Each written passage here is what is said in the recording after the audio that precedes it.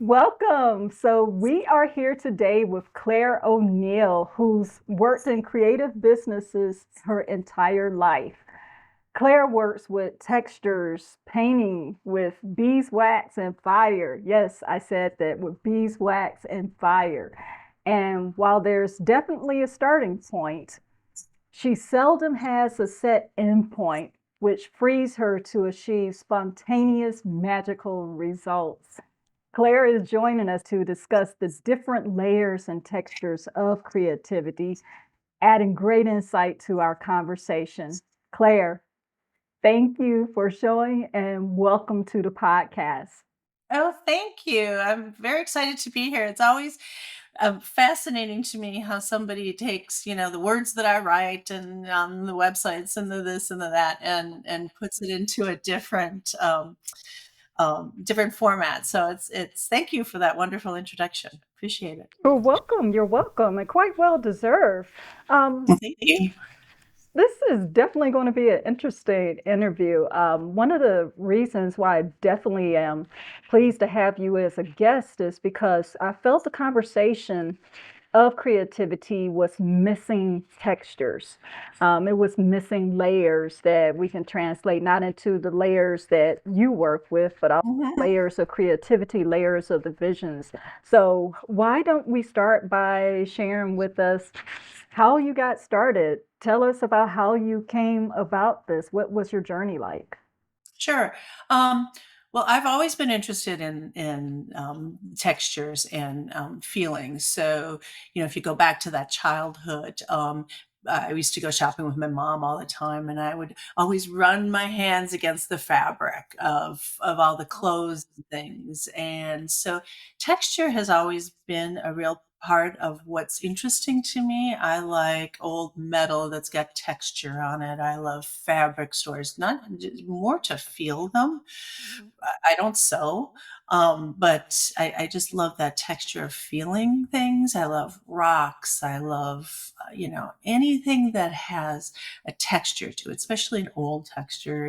Old Europe is really interesting to me because of all the textures, whether that be visual or feeling them. Um, so that's sort of like when they say, go back and look at when you were a kid and what it was you loved. Um, and then I was finishing up an MBA at the University of Minnesota and looking for a small business. I actually my undergrad I was going to be a doctor, and Really? decided, yeah, Wow. from a Okay. very very medical family, and had my sights on I want to be a doctor, doctor, doctor, but realized there wasn't enough creativity in it for me. Okay. Right? So somewhere in some of those courses, I'm like, there's just not enough creativity in this for me. And so took the entrance exams and just said, I can't do this. And went and did an MBA instead. Finished up my college degree with a business and biology, and then went and did an MBA. So upon doing that, finishing that up, I knew I wanted to do small business. And I have an incredible tie to Ireland, and I've spent a lot of my youth there. My parents are Irish. And started doing travel, organizing trips for people to Ireland. And Um, yeah. and yeah, exactly. And in doing that, I needed to take photographs. So I picked up a camera and started taking photographs. And I was lucky enough, a friend of mine or a woman I knew was a travel editor of the Minneapolis paper. And she saw my photographs and really reacted to them and encouraged me to take more photographs. Was that surprising? Like to have this woman that you don't know react so strongly to your photographs? Yeah, yeah. I mean, I remember vividly, she was sitting in a chair and she was like, oh my God, look at this. And I was like, look at what? It's a church, it's a swan. I didn't pay any attention to the swan, the trail the swan was making, and the church and the roof of the church were lining up perfectly, and, all that stuff. I knew nothing about any of that. I just knew that this woman knew photographs Mhm. and travel, and she was reacting strongly to my images. So she saw Um, something in your composition that you yourself didn't even see. I had no idea. Okay. what composition was all about. I mean, I've always been sort of creative. I decorated cakes, I did that kind of stuff, but I was never like, oh, I'm going to be an artist by any. I was going to be a doctor, right? Yes. But you kept some of it in there. You kept the biology part. Yeah.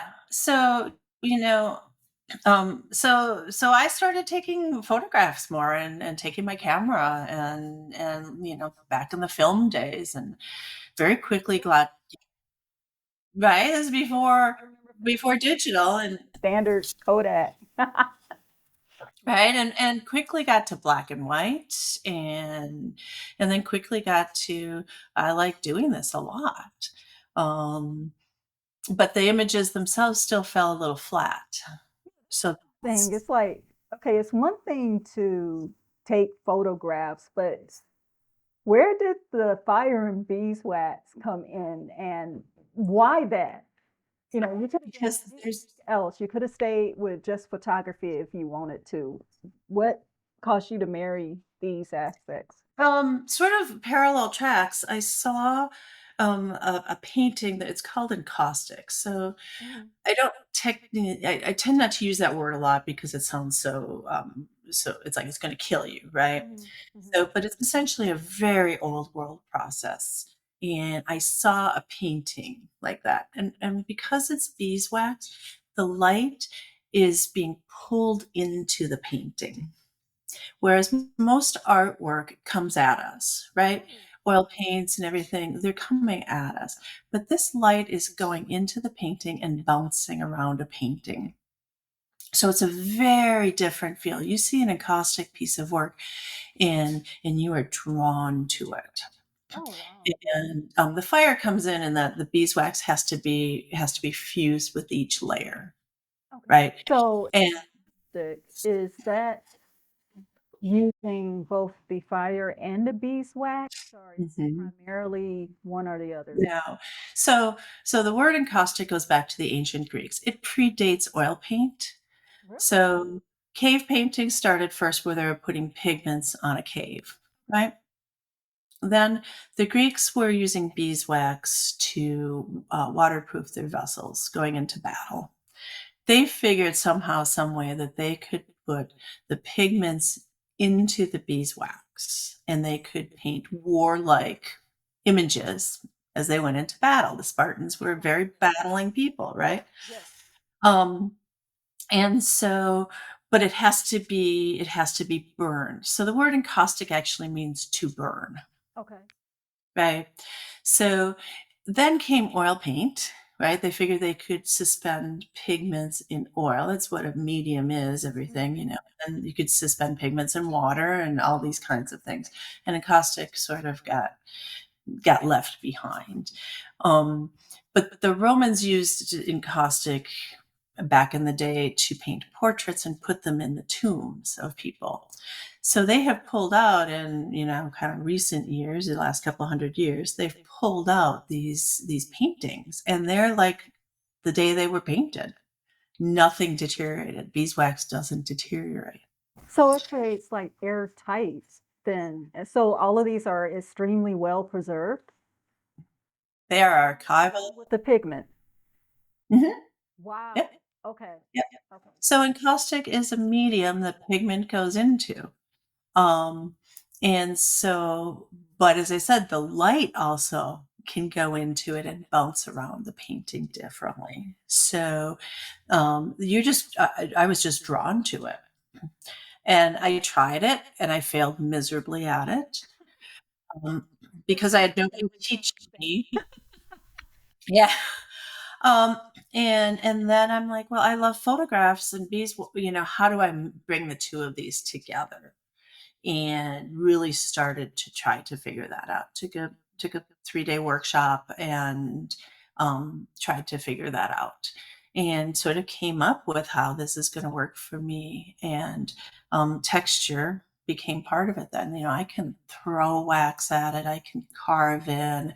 I can scratch this painting and nobody's ever going to know. I'm going to get a little bit of beeswax in my under my fingers, but nobody's going to ever know that I just scratched that painting. So, for lack of better words, they wear exceptionally well also. Yeah, the edges of them can be a little fragile. Other than that, they wear as long as you're not putting it, in the back seat of your car on a hot Right, summer right. day in Atlanta, right? Okay. Um, Yes, definitely not here. yeah. Definitely not. But yeah, they will this will be around forever. You could put this in a tomb and pull it out thousands of years from now, and it's gonna be great. That's amazing. So, would Yeah. I be incorrect in saying that encaustic is more about the light than texture, or is it about both of them equal? It's about both of them equally. For me, especially, it's about both of them equally. Um, I used to make very, very smooth paintings, and if someone touched them with their finger, you saw the fingerprint, and I'm like, well, I got to figure out something that's more textural. I love texture and something that somebody can bounce around a bit, and it's And gonna be feel good. good. Feel Yeah, good. yeah. What does texture bring to the process for you that perhaps this accents would not? Like, are you trying to achieve something with your use of texture? Um,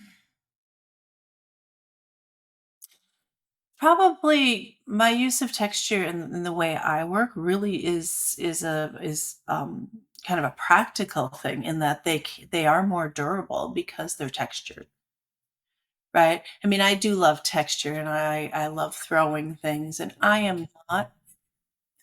And as much as I was going to be a doctor, um, I am not a scientist. I am not like, my husband's a scientist, and it's not, I'm not taking notes, and I'm not, if I do this, this is what happens and this is what happens. I am a throw things at it. If I don't like it, scrape it off, um, put stuff on, reveal what's underneath, change it up, all that kind of stuff. And so texture is my friend in that.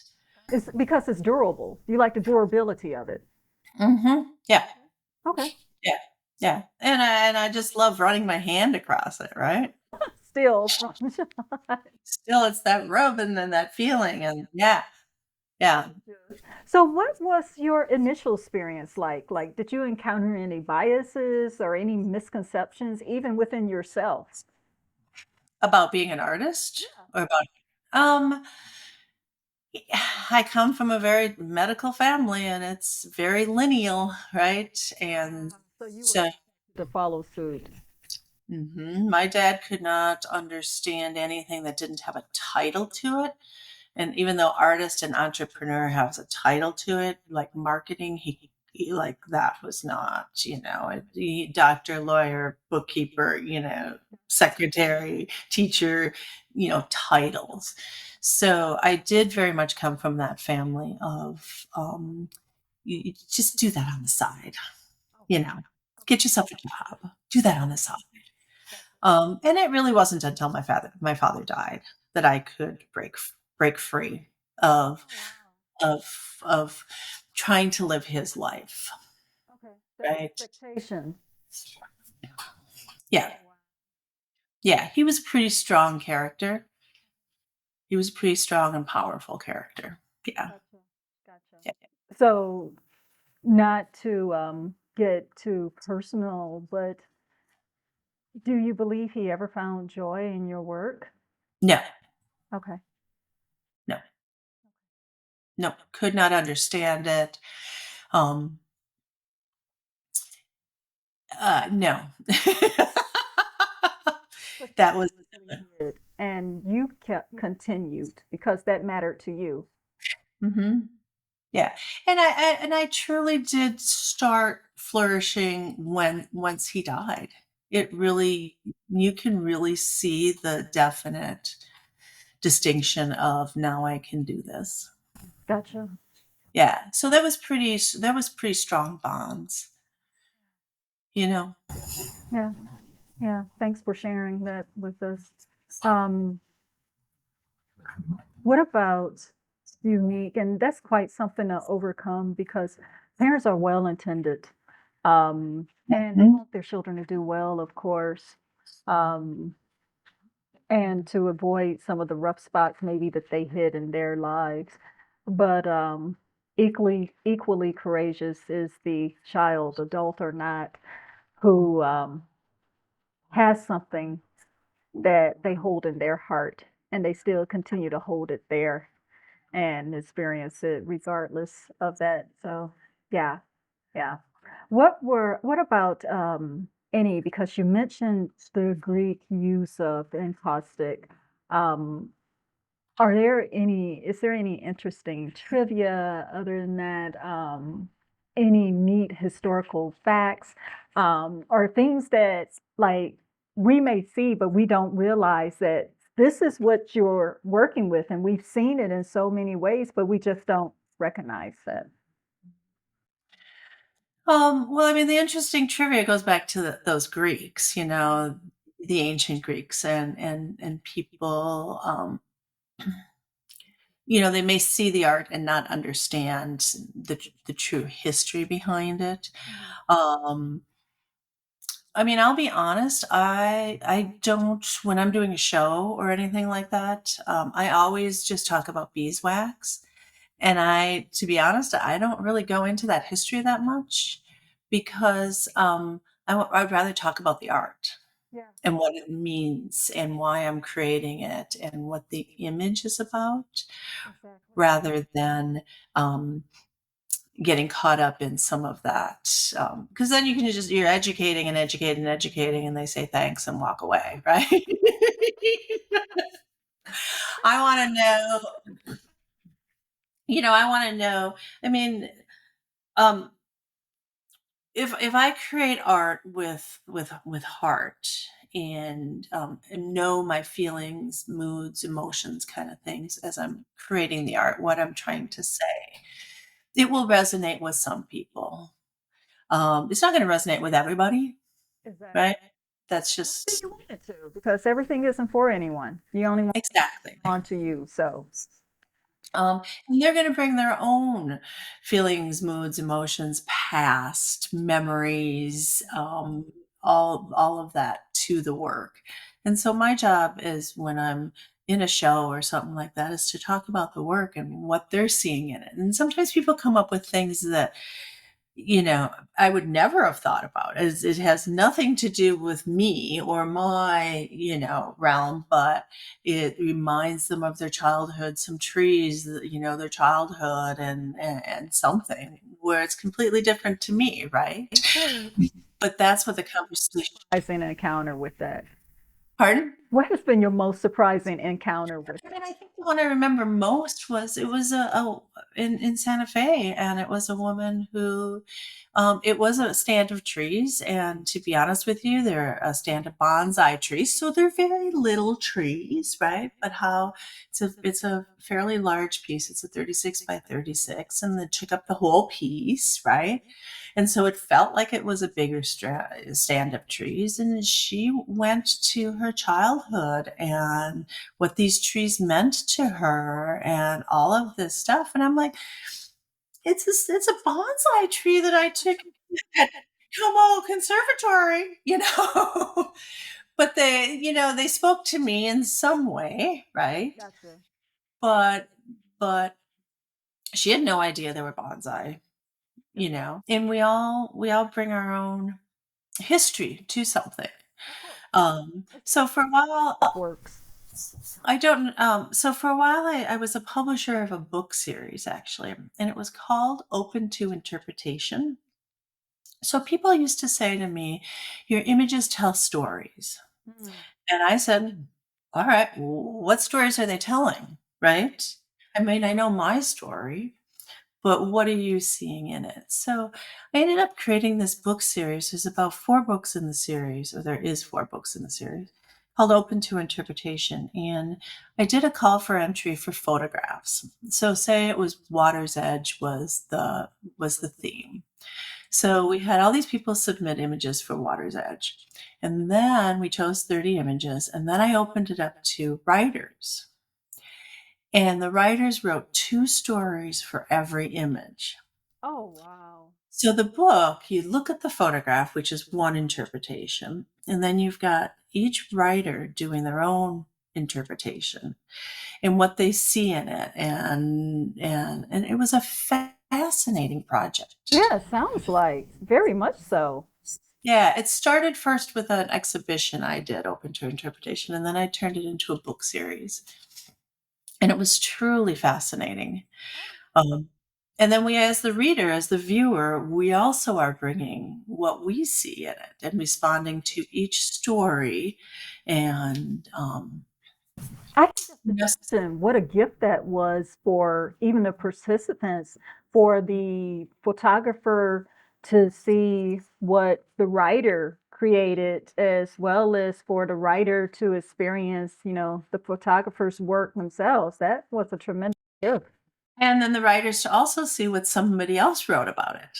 Yeah. So every image, there were two distinct things. It was really it was a great I did 4 books and publishing one. Got to continue it. Are you continuing it? No, it's been probably been about 10 years since I did. But, but yeah, it was a great series. It was a very interesting series to work on. So, where do your creative ideas come from? What's the origin? Your concepts, even? Well, I guess because I'm a photographer, I'm reacting to the world, right? So you can come to photography sort of 2 different ways. You can be, like an artist or a director, right?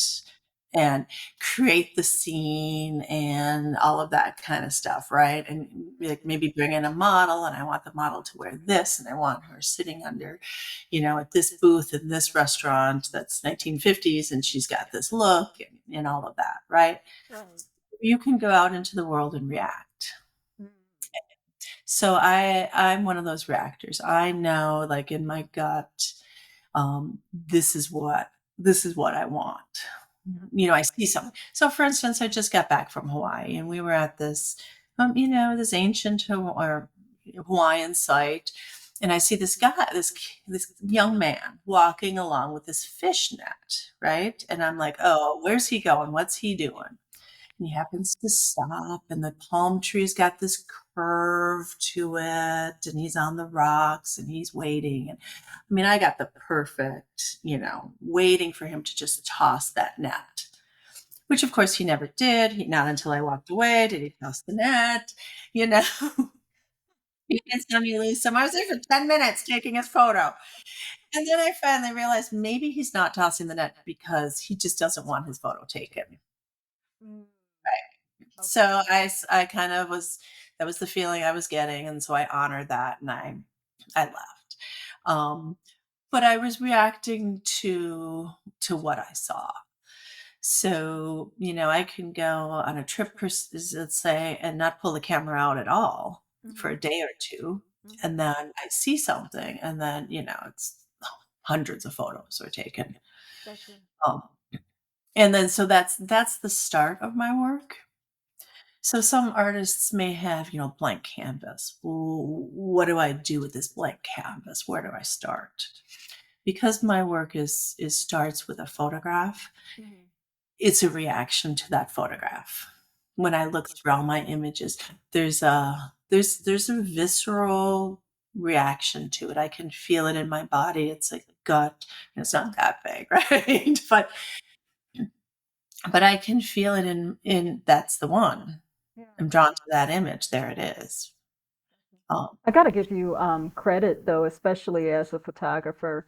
Um, so often today, people don't realize that they're disconnected from the experience that they're right in the midst of. And what I'm referring to is having the ability to whip out our phones. mhm. Um, Even with your phone, your experience is secondhand. Yep. Even that, because we can be distracted. We can film something and looking in a totally different direction. But for you, to be a photographer and to realize that even though this may make for a wonderful photo, Not only do I realize my own need to experience the moment, but as you said, extend that courtesy to others who are doing the same. Yeah, that's awesome. That is awesome. Thank you. Because we can easily lose sight of that. You know, everybody's moving at the speed of light nowadays. But once some moments are missed, they're missed. Yeah. Even like I love fog. I've taken plenty of photos in fog that I've been blessed with during my early morning walks. Nice. It's just to enjoy, you know? Yep. And that's one of those things that, like the clouds as they move in the skies, they go so fast. By the time you run back into the house or whip the phone out of your pocket, you're already on a different shot. So I'd rather capture that moment, Hmm. experience it myself, and it becomes a memory than at times fidget with the phone and I got to take 5 photos. Okay, which one? Is that one good? Is that one good? No, I missed it.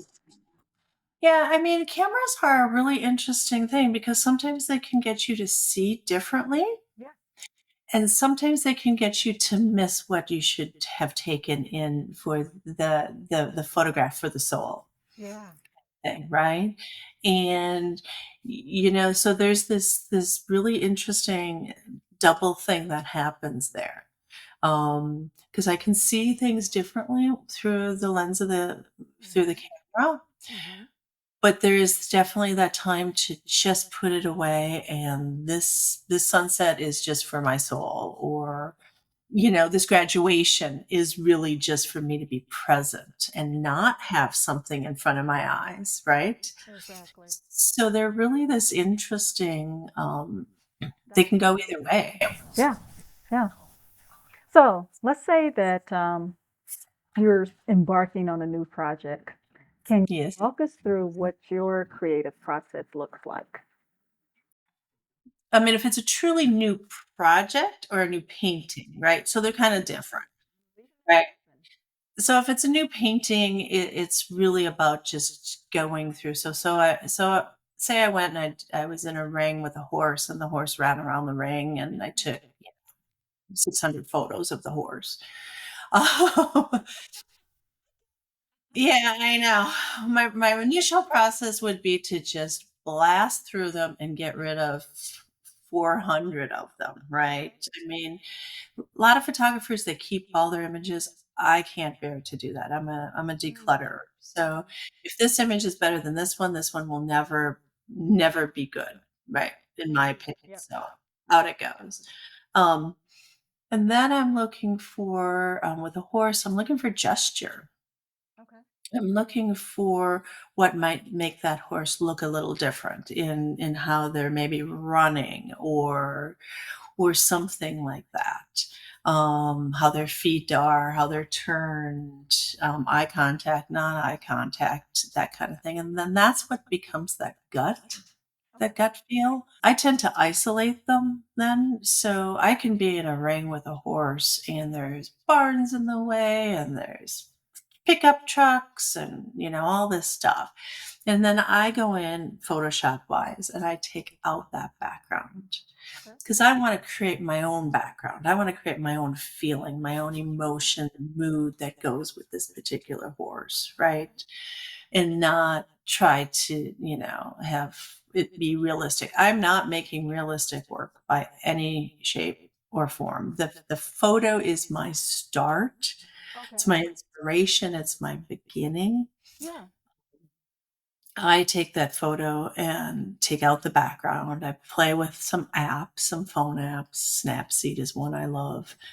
Um, and then I print that image. So the photograph is part of my work. Okay. It's not just a reference image. So the photograph actually gets printed on tissue paper, right? Like the tissue paper you wrap with. Isn't it very delicate? Like, how do you Mhm. do that? So what you fake the printer. It's pretty simple actually. You fake the printer, you tape it to a piece of paper, photo paper. Printer knows no difference, right? You just got to be careful it's completely taped on the, Oh, the wow. piece of paper. Okay. Because the paper is so thin, when the beeswax hits the paper, it makes it disappear. Yeah, right? I can And imagine. you're left with the inks. You see the Mm. inks. So the tissue paper sort of it doesn't dissolve, it's still there, right? I can if I don't like it, I can pull it up and do it again. But when beeswax hits paper, it becomes translucent. And because tissue is so thin, it becomes you don't see the tissue paper. Okay. So, and because I can't, there's nowhere I'm going to get a commercial printer to work large for me. I have to tile my images and I have a 17 by 22 printer. So if I'm working 40 by 40, I have to tile it in several pieces and push them together, which is another reason for texture, Yeah. right? Because I have to hide where the lines don't match up perfectly because I can't, cutting with the scissors isn't precise and Mhm. I have to hide things and make your eye not see that it's tissue paper. Wow.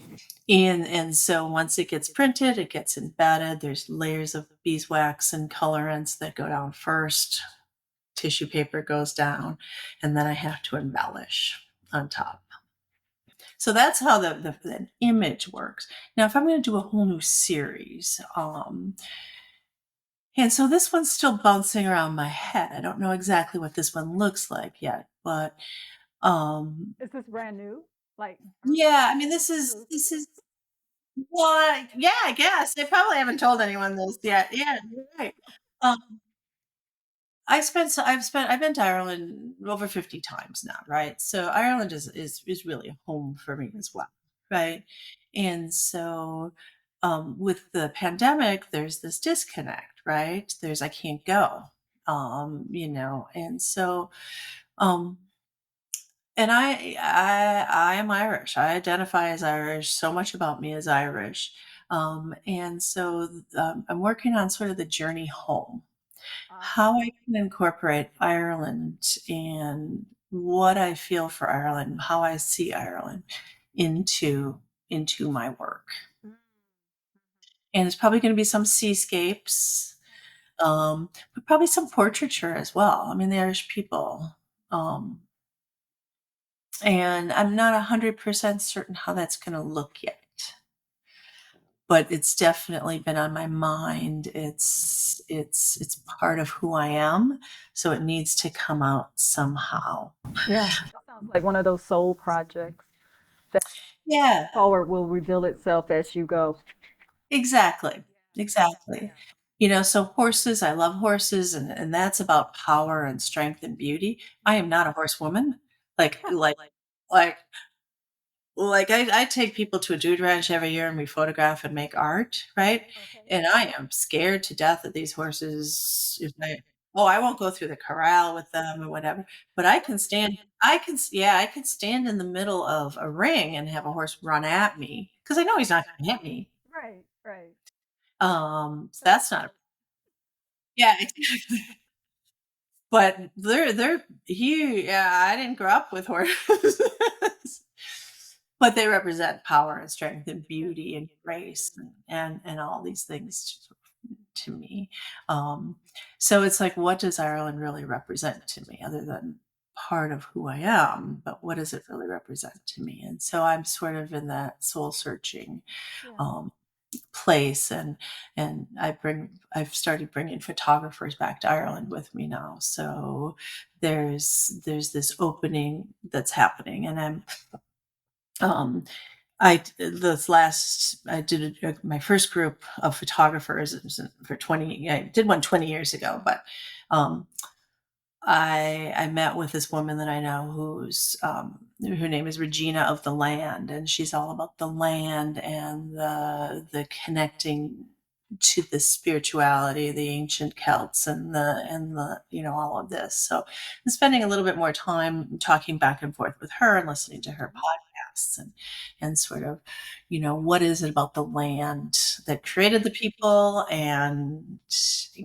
it's just in my soul. So oh yeah. There's a lot of depth there, and it sounds like you're exploring that for yourself. Like, what does it mean personally to you? Not in a way necessarily that it was presented to you or taught to you as you were growing up, but what does it mean for you yourself. So Mhm. yeah. And I'm sure they're gonna be black and whites, which and everyone's gonna be like, "What? Ireland's so colorful," and I'm gonna be like, "Yep, black and white it is." So have So you ever been in the midst of a project and just scrapped it, was like, for whatever reason, this is not working? oh, absolutely. Okay, what was the trigger? The trigger is the work can fall flat. Um, For so you, meaning that you've lost interest in it? no, when you do it I've got several pieces, in the studio that, like, I know they don't fit with the other. I tried something, right?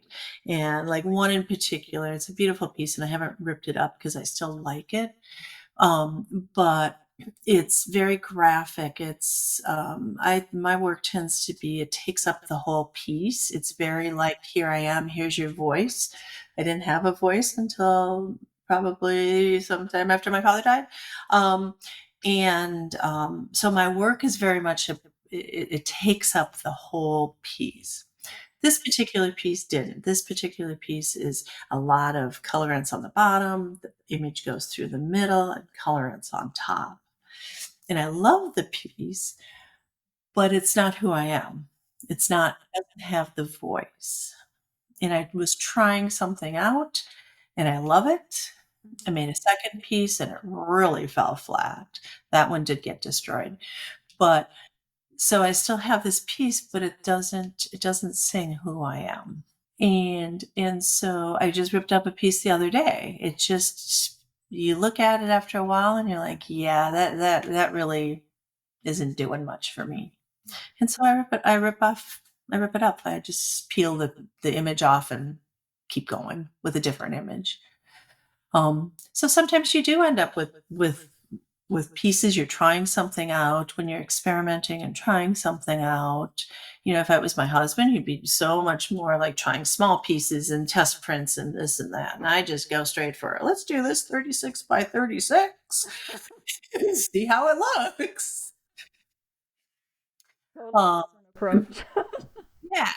I've tried using different substrates. So I tried doing some sculpture stuff with boards that are 4 inches each and this tall. And I realized I need to do full arm when I'm working, Okay, and smaller is wrist, gotcha. right?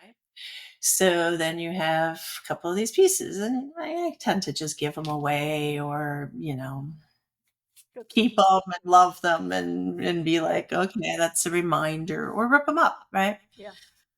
So it happens all the time. We make something, and it doesn't work.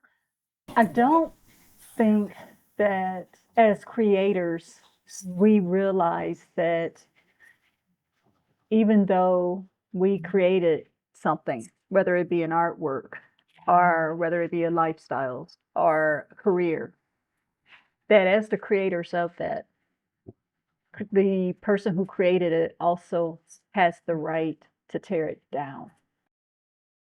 Absolutely. Yeah, and this probably is a whole nother conversation, but I have to think just listening to you, I was wondering, it's like, okay, so she's creating something and she's destroying it and she's not bemoaning it and she's moving on. I have to wonder how many of us are feeling stuck within what is What we created. creation. And it's so hard to Absolutely. just let that go. Absolutely. I mean, I know this one woman online that I follow, even profitable parts of her business, she has just shut down because she just didn't want to work them anymore. Um, and I've had this discussion, it's been a long time now, but years ago with my sister-in-law, and she wanted to see all my images of Ireland. And I was like, no, you only get to see the ones I want to put out in the world. Just because I took an image doesn't mean I want to put it out there. Exactly. I get to choose Yes, what goes out into the world, yes, yes. right? And so the old days of having a film and you've got a proof sheet with Mhm. all 36 images on it, right? And you were like, Yeah. this is the one. And then somebody would be like, but I like this one. And you're like, no, Mhm. that's not, I can see that it's out of focus or it's not what I feel I want to put out into the world. And other people can't understand that. And we get to put stuff out. We get to, put it out and change it and take it back and say, that's not what I'm doing anymore. And I don't want to teach that course anymore. All those things. Yeah. And that's hard for some people to see. And it's hard for some people to do as well. Because Right. they spend so much of their time and resources. It's sort of like that image that we see, and I believe it was a book the same title, but the gist of it is working so hard to build something, and then you will realize that you've leaned your ladder against the wrong wall. Hmm. Yeah. That's what making art, can be like. We all artists have a whole stack of stuff in their studio that doesn't go anywhere, right?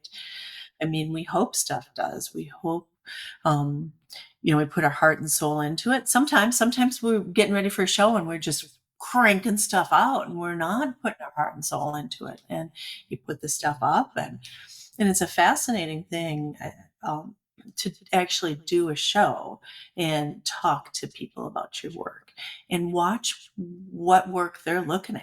They'll tell you without verbally, right? You can see the ones they come and look at and the ones that they don't.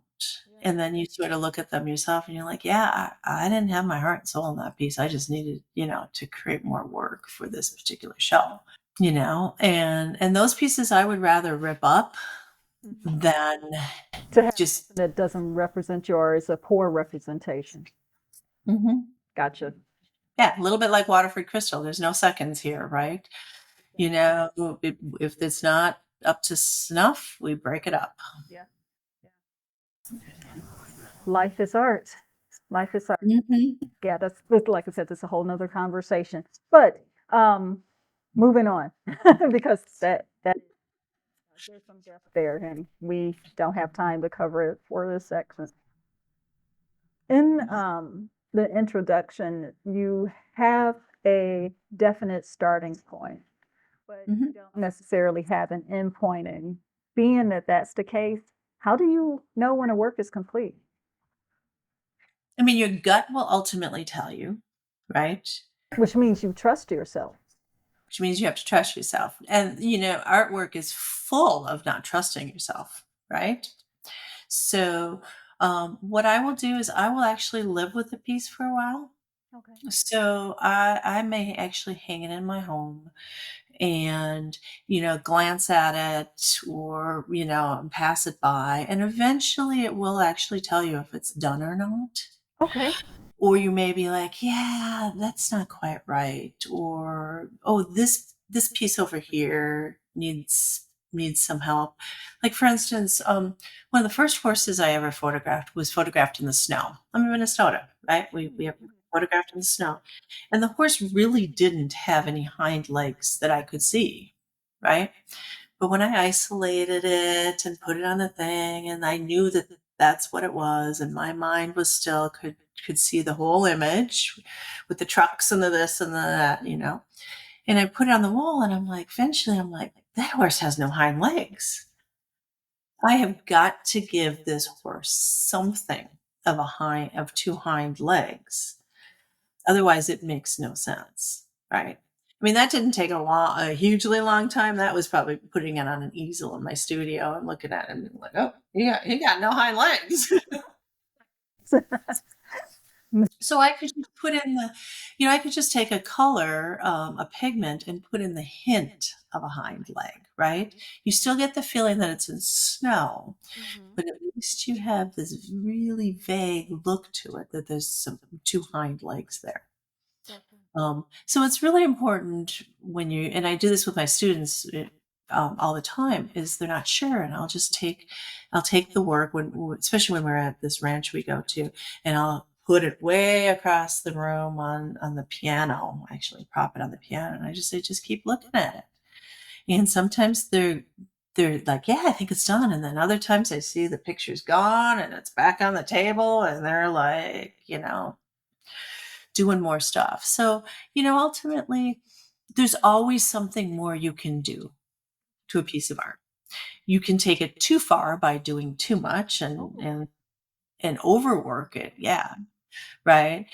So there's always something, and I'm always going to see the flaws in it, right? And whatnot. But I just have to trust that that this is the time to stop, and others aren't going to see those flaws. yeah. And when you speak flaws, and you would know better than I would, of course, but I have to wonder if they're actually flaws or maybe because of the process, they're just byproducts of the process. Maybe Yeah, it's not necessarily an error, it's the process that it took for all the textures to meld together. absolutely. That makes But in my hypercritical mind, right?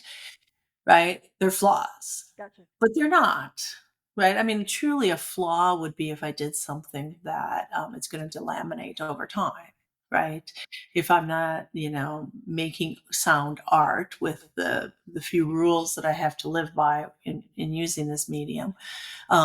But, in the hypercritical artist mind, um, we see them as, whatever, right?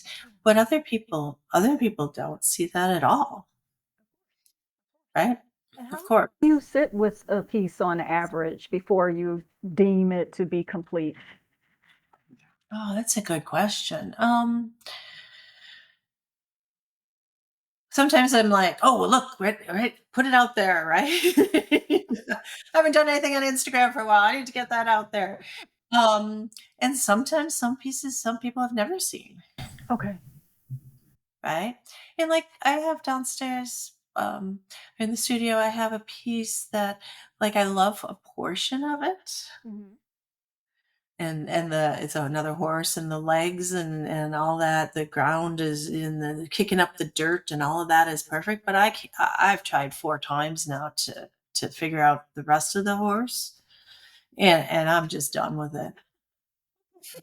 So that'll never see the light of day, right? And one day, fairly soon, I'll be just like, did a good job here, but this was not because they're image driven, Right. Okay. right? Sometimes the image is not Just not a not good there. image. Gotcha. Yeah. Gotcha. Sometimes it goes way back to that and that can't sustain it. Yeah. Understood. Understood. What about let's get back to some stereotypes. The Oh main yeah. one. You know where I'm going already, right? Yeah, I do. The main one. The starving artist stereotype. What do you have to say about that? Well, did you just see my hair bristle? Just a little bit. Just a little bit. Um, so I'm a marketer as well, right? Mhm. I love business. I love marketing. Anyone who wants to make a living as an artist can make a living. That the starving artist thing is a money block. It's an artist block. It comes back to money, right? We've been told all these things, artists, you can't make a living at it, get a real job and fall, do that as a hobby, starving artist. You have to, if you want to sell work, you have to be willing and able to market your work. It's part of it. Nobody's going to do it for you anymore. There was the day that a gallery would take you on and do some of that for you. That's not happening anymore. Um, we all know artists who are amazing artists and never sell a work. And there's artists out there who don't make amazing work in my eyes and are huge successes, Yes. right? Yes. And so what's the difference there, right? It's discipline and doing your work making the best art you can, um, putting your heart and soul into your work. I think if you don't have that, you're never going to talk to anybody. But you also have to market your work, and you have to believe you can make money. You can make a living. There's plenty of artists making a living, right? And what's a living? There's plenty of artists who are, are you going to make $10 million? Maybe not. Can you make $500,000? Yeah, Doable. yeah, it's doable, and that's a good living. Yes. And so, I think starving art, it's like a money, like for instance, I can get on my little soapbox about pricing, right? And every artist wants to know, what should I price the work at? And they go around and they ask people, right? Well, you have no idea what money blocks those people have. And you're going to price your work According based on, to this deficiency. right? And how they feel about all sorts of stuff, right? You got to figure these things out for yourself. Again, it's intuition. It's sitting with it. You know, do I want? Should I put $500 on this piece? Oh, that piece just took me a long time, and I spent $400 in materials, and I did all of this, and I'm not happy with $500. So I'm going to put a couple $1,000s on it, or yeah, I'm going to put $10,000 on this piece, but in your gut that you're just starting out, and maybe 10,000 isn't going to happen. I mean, it's a give and take, and what the market is going to tell you they're going to spend. Right. But it's also a give and take on, you have to be okay with your pricing, and going around and crowdsourcing what your pricing is going to be is very dangerous, Oh, yeah. Oh, yes. Very detrimental. Yeah. Because right? taking into account the experience that they're going to have with it, what it's going to enable them to do on the tail end, whether it's um, raising capital during dinner meetings, or just, the simple joy. Maybe they need a bright spot in their life and your piece happens to be it. But all Yeah. are subjective, and, your rate should be on the value. Yep. And so a friend of mine, and I love her dearly, but she always wants to put her CV front and center. I've been in all these shows, and I keep saying, you have to connect with the person on what the piece is saying.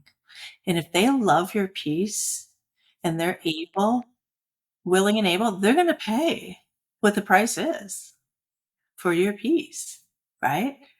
If they look at a piece and it reminds them of their mother, and they just lost their mother, or they have fond memories of their mother, and they're going to put it in their entryway, and every time they come home, it's going to remind them of their mother, That's priceless. right?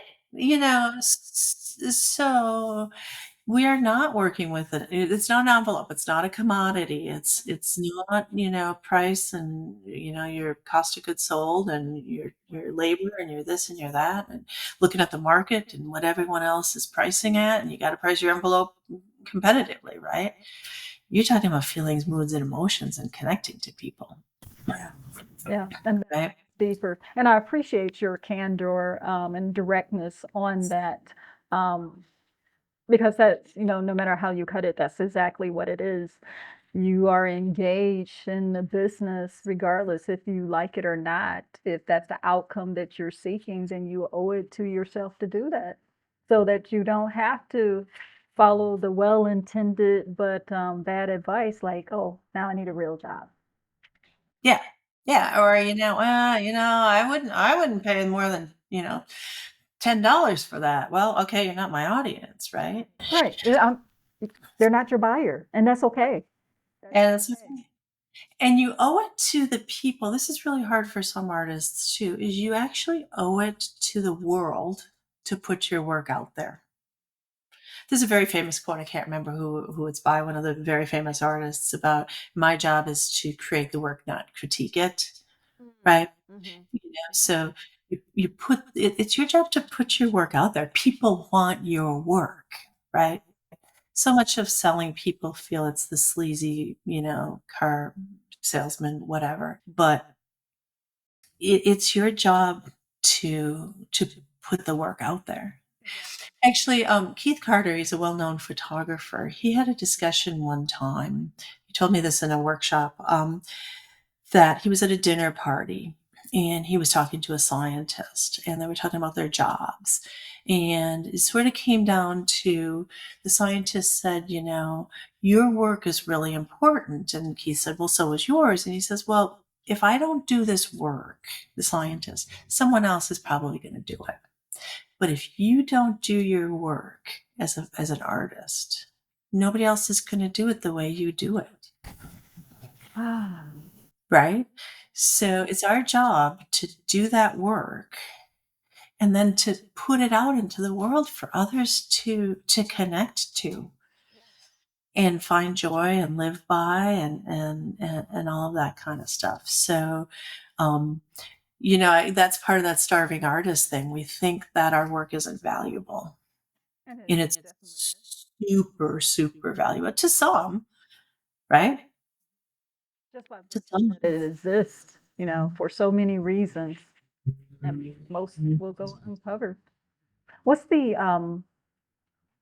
one thing you wish people knew about your craft? Um, well, I guess the one thing I wish people knew is that not just about my craft, but I guess about my craft, is that original art is not out of reach, Okay. right? Um, we can all have original art. Um, you hear so often, "Oh, I wish I could have art, but I can't afford it." Mm-hmm. Mm-hmm. Right? Because of And perception, it's perceived as something that's very elite. and I don't think that that traditional gallerists have done us any favors in the past, where you go into a gallery and it's very snooty and they don't tell you the price and you have to ask and you have to be like, "Ooh," If you you know. ask the price, that means you can't afford it. And if you have to ask the price, you means you can't afford it. And there's like all these money blocks that come with it, right? Yeah. So you can buy original art. You can buy smaller pieces. You can buy, someone who's just starting out.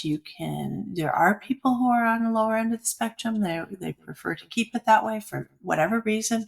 And of course, there's really expensive art, right? That you can buy from dealers, right? So, so I guess that's, you know, um, not necessarily my craft and caustic and beeswax. And once somebody sees it, it's pretty obvious, that this is intoxicating process to work with and they love it. But it would be the fact that original art is accessible to everybody. Yeah. And what would be some avenues? Because for the most part, people, their only exposure to that are museums and, like you mentioned, art galleries. So, what would be some avenues that they could obtain art? Everyone. Well, some avenues would be art fairs. Okay. There are some shops that carry original art, right? What are some other, photographs, art, Instagram, Etsy, there's all Okay. kinds of original art going on in some of those places on some of the lower.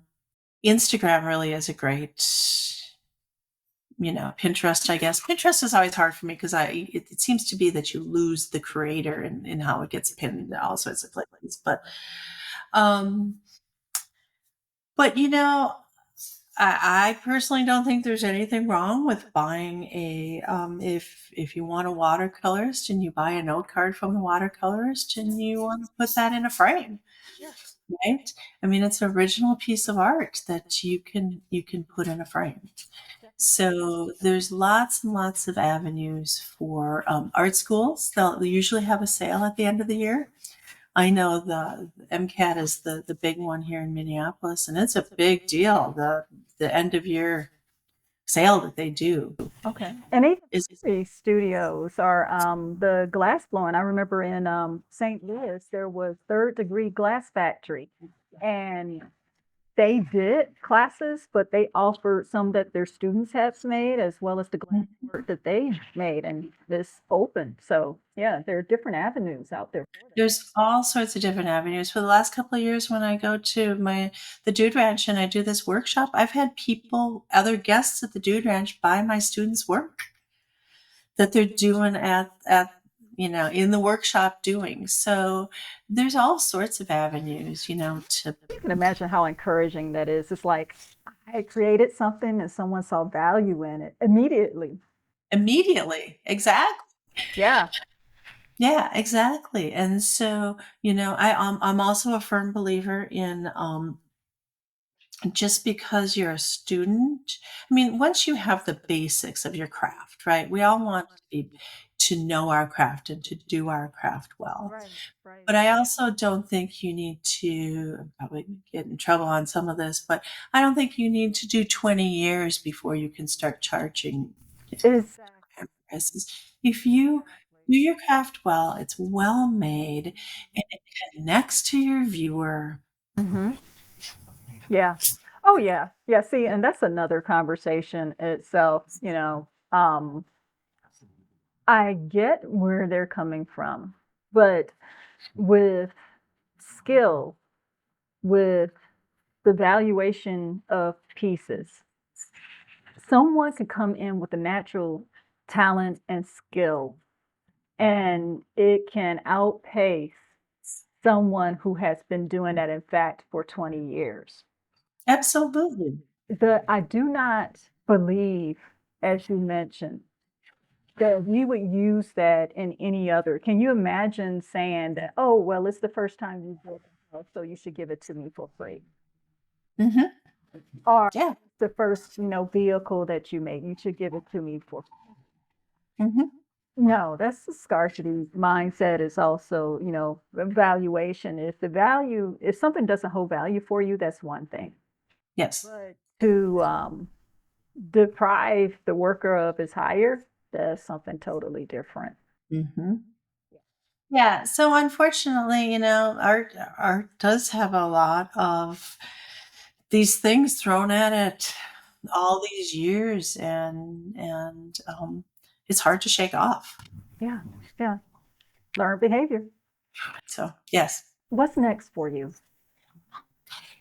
What's next for me is that Journey Home project.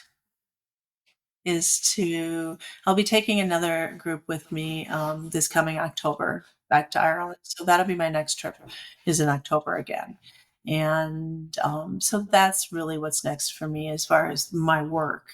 I'm in this phase of, experimenting with some things, different techniques, different substrates, different techniques, Okay. but that's not, that's just the craft. Right? That's just trying some things out. Probably never see the light of day, or maybe it will, but, it's Never know. playing with different techniques and textures and things. I tell my students that the techniques, this isn't about technique, Mhm. right? This is about what the techniques say. How do we use the techniques to say what we need to say, right? And for a little bit, you have to learn the techniques. When you first start driving a stick shift car, your mind is all set on the clutch and the brake and the shift and the this and that. And then it becomes second nature, right? But we got to learn those techniques and we have to learn how to drive that car. So I'm playing with some things that have kind of come into my head. Some stuff from Hawaii that I saw, and I'm sort of thinking about. So right now, immediately, like in the studio in the next couple of weeks, it's about playing with those techniques and thoughts and, breaking things up into pieces and how they can come together then, and layering things a little differently and some different substrates and Expanding your capabilities. yeah, Yeah. yeah. Yeah. Sounds like a fun time. It is a fun time, I mean, it's riddled with self-doubt, right? But that's part of what I do, right? That's with anything new, anything new. How can our audience find you? Well, I have a split personality, so if people are interested in learning the process, I have a whole separate thing for learning the process, which is it's called photoencaustic.com. And then if they're interested in my work, it's clareo'neill.com. So those are sort of the two websites that I have because, as I spoke earlier, I talk differently, right? My audiences are very different. And one encaustic is in the title of the site. The other one, you will not find the word encaustic on the site at all. At all, at all. Yeah, And that's to be expected because you're yeah. on the needs of different audiences. So, yeah. Yes. Yeah. So those are my two sites. And then Instagram, it's Claire_O'Neill_artist Mhm. is my Instagram. Last question. Yes. What does creativity mean to you?